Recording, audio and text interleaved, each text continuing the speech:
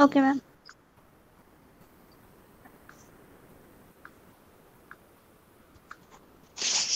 Is my screen is visible? Yes, you can start now. Okay, ma'am. Hello, my name is Samina, and in this we will discuss about the Fermat-Little theorem. The statement is, if p is a prime number, then for any integer a, the number a raised to p minus a is an integer multiple of p. In the notation of modular arithmetic, this is expressed as a raised to p is equivalent to a mod p. I am going to explain you with an example. Consider a is equals to 2 and p is equals to 7. So according to the formula, 2 raised to 7 minus 2 is equivalent to 2 raised to 7 is 128 minus 2 equal to 126, which is a multiple of p. That means 126 is multiple of 7. So now next another statement is, if a is not divisible by p, Fermat-Little theorem is equivalent to the statement that a raised to p minus 1 is an integer multiple of p, or in the symbol a raised to p minus 1 is equivalent to 1 mod p. I am going to explain with the same example. A is equals to 2 and p equal to 7. So 2 raised to 7 minus 1 equal to 2 raised to 6 minus 1. 2 raised to 6 is 64 minus 1, which is equal to 63. 63 is multiple of 7 but not divisible by 2. It is the difference between the previous statement and in this statement. Now next proof of this statement. Started by the listening the first p minus 1 positive multiple of a, 2a, 3a up to p minus 1a. Suppose that Ra and Sa are the same module of P, then we have R equal to S mod P. So P minus 1 multiples of A above are distinct and non-zero. That is, they must be congruent to 1, 2, 3 up to P minus 1 in the same order. Multiply all these congruents together, we find A, 2A, 3A up to P minus 1A, which is equivalent to 1, 2, 3 P minus 1 mod P. Now which is A raised to P minus 1 P minus 1 factorial equivalent to P minus 1 factorial mod P. This P minus 1 get cancelled and we have A raised to P minus 1 is equal to 1 mod P. So this is the proof of this theorem. Now next, converse of. The converse of Fermat-Little theorem is not generally true as it fails for Carmichael numbers. However, a slightly stronger form of theorem is true and it is known as Lehmer theorem. The theorem is as follows. If there exists an integer a such that a raised to p minus 1 is equivalent to 1 mod p, and for all prime q divide the whole p minus 1 has a raised to p minus 1 divided by q, which is not equal to p, that is not multiple of p. And in this, p should be a prime number. This is the condition or constraint of this theorem is p should be a prime number. This theorem forms the basis of Lucas-Lehman test and important of primality test. Now next is pseudo-prime number. If a and p are co-prime numbers such that a raised to p minus 1 is divisible by p, then p need not be prime. If it is not, then p is called as Fermat pseudo-prime number. Now the same example we consider next. 63 is multiple of 7 but not divisible by 2. And if p is a prime number and p is divisible by this a, then it is called as Fermat pseudo-prime number. And the first pseudo-prime to base 2 was found in 8020 by Perry-Frederick series, which is 341. So 2 raised to 341. I am explaining this example. 341 is equivalent to 2 mod 341. 341 is a prime number, but it is not divisible by 2. That's why it is called as pseudo prime number. The number p that is Fermat pseudo prime to base a for every number a co-prime to p is called as Carmichael number, which is 561. It is also a prime number, but it is not divisible by 2 or any other 8. Alternatively, any number p satisfy the quality GCD p comma a equal to 1 to p minus 1 a raised to p minus 1 is equal to 1 is either a prime number or Carmichael number. Now, here is the example to find using the Fermat-Little theorem. So, I am using the formula a raised to p minus 1 equal to 1 mod p. Here, p is 7 in this case and a is 3. So, 3 raised to 7 minus 1 equal to 1 mod p, which is 3 raised to 6 equal to 1 mod p.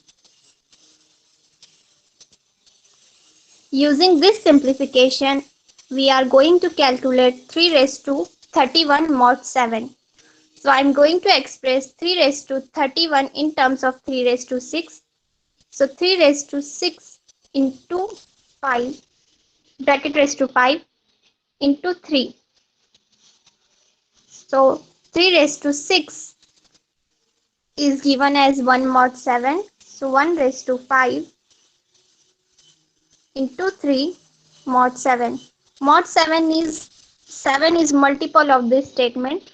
So 1 raised to 5 is 1 and 3 mod 7 is given as. So the solution of this problem is 3 mod 7. That means the answer of 3 raised to 31 is multiple of 7 and divisible by 3.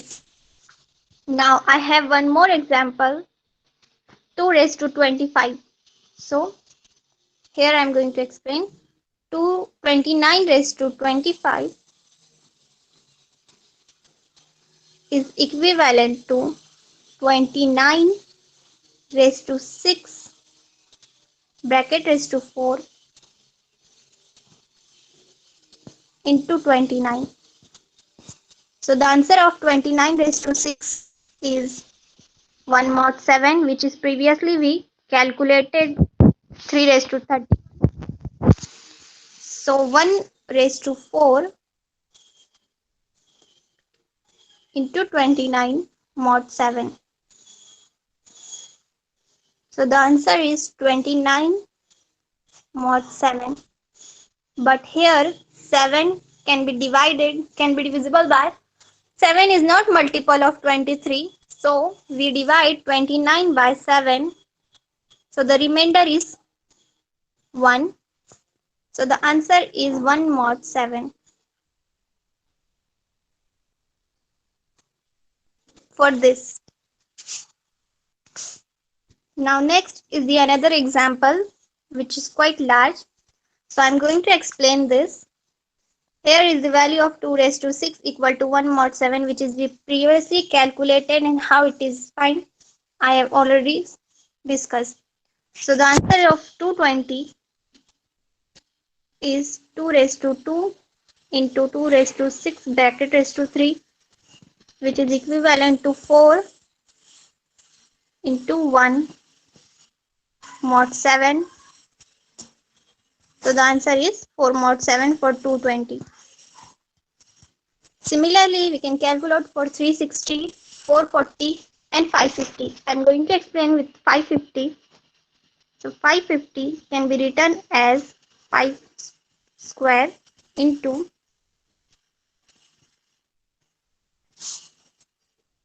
5 square is 25 into 1 raised to 8 mod 7. So the answer is 25 mod 7. But 7, if we divide 25 by 7, the remainder is 4. So we have to write here is 4 mod 7. Here it is. So the answer of 550 is 4 mod 7, and for similarly 660 is 1 mod 7.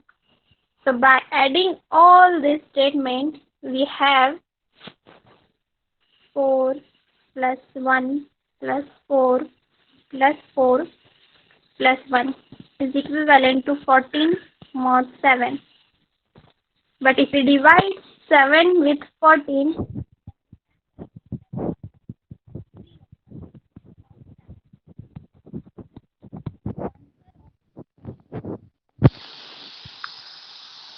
0 mod 7. I hope we all understand this concept of Fermat-Little theorem.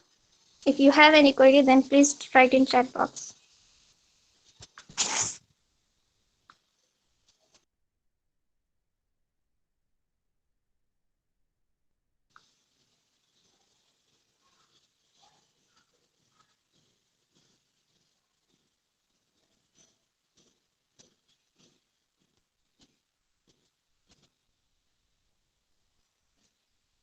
Thank you so much Thank for you, listening Samina. carefully.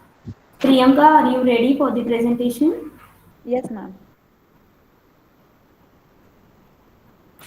Priyanka Vidhate. Yes, ma'am. Is my screen is visible, ma'am?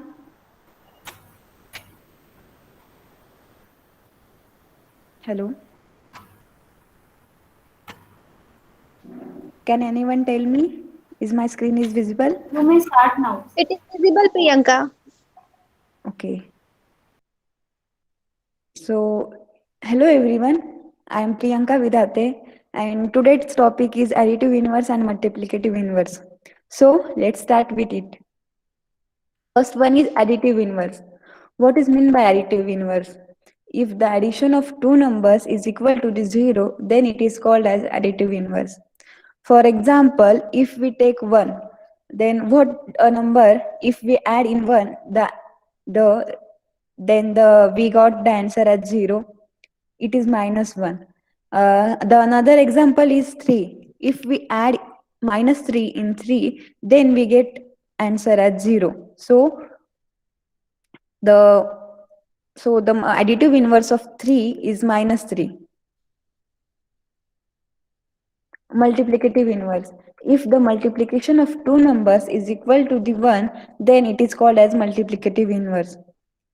5, for example, if we take 5, then if we multiply 5 by 1 divided 1 by 5, then we get the answer 1.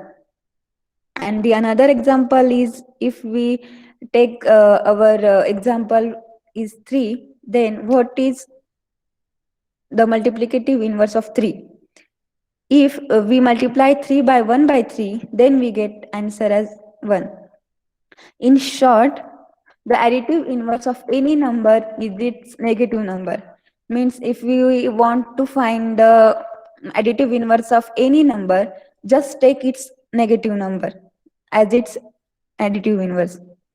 And in multiplicative inverse, if the any number, any non-zero number, we take its reciprocal to multiply it by itself, then we get the multiplicative inverse. So, anyone tell me the multiplicative and additive inverse of 7 by 9?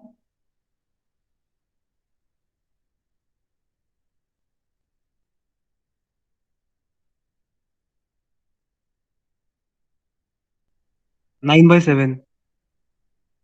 What, Rahul? It is additive inverse or multiplicative inverse?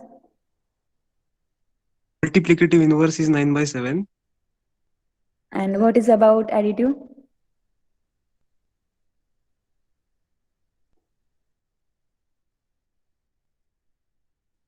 Just Minus take 9 it. by 7. Yes, just take its minus. Minus. Okay, thank you. Topic is so short, so I can't add more information in that. But if you have any problem about the topic, then you tell.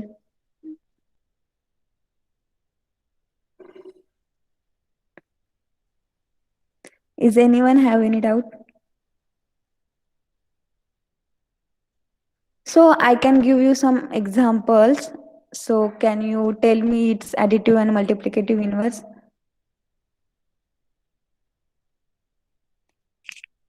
I put in chat box and tell me the answers.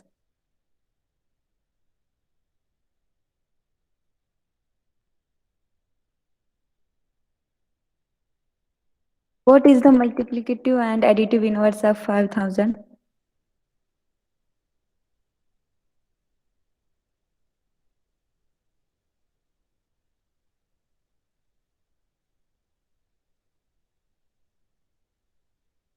Yes, it's right. The additive inverse of 5000 is minus 5000 and the multiplicative inverse is 1 upon 5000.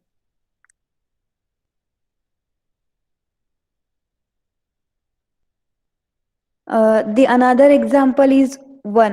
What is the additive and multiplicative inverse of 1?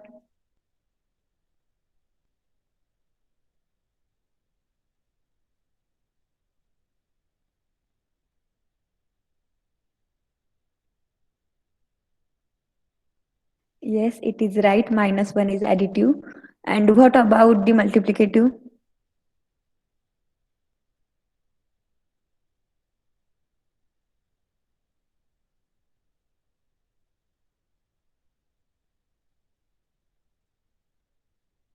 Yes, 1 is itself as a multiplicative inverse considered. Then thank you so much. Ma'am, my topic is finished. So thank you, Priyanka. So I would like to say thank you to all the bright students for giving such wonderful presentations. Hope you all enjoyed it. Okay. So this is the end of our fifth unit as well as end of the syllabus. So if you are having any doubt regarding unit 1 to unit 6, then we'll revise it soon as per your requirement. Okay. So quickly post your attendance in chat box and we'll conduct our unit test at 2 p.m. today. Okay. Yes, Rahul, do you have any doubt? No, ma'am, no doubt.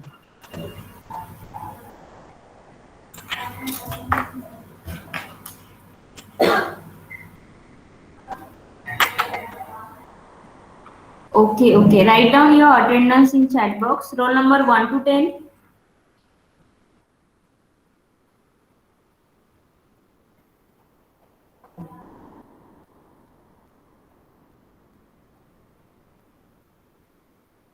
11 to 20.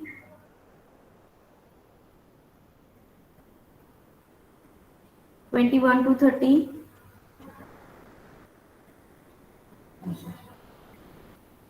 31 to 40. 41 to 50. 51 to 60. 61 to 70. 71 onwards. Okay. All students are requested to kindly share your study material with me. Whatever your PPTs or whatever material you are having regarding your topic.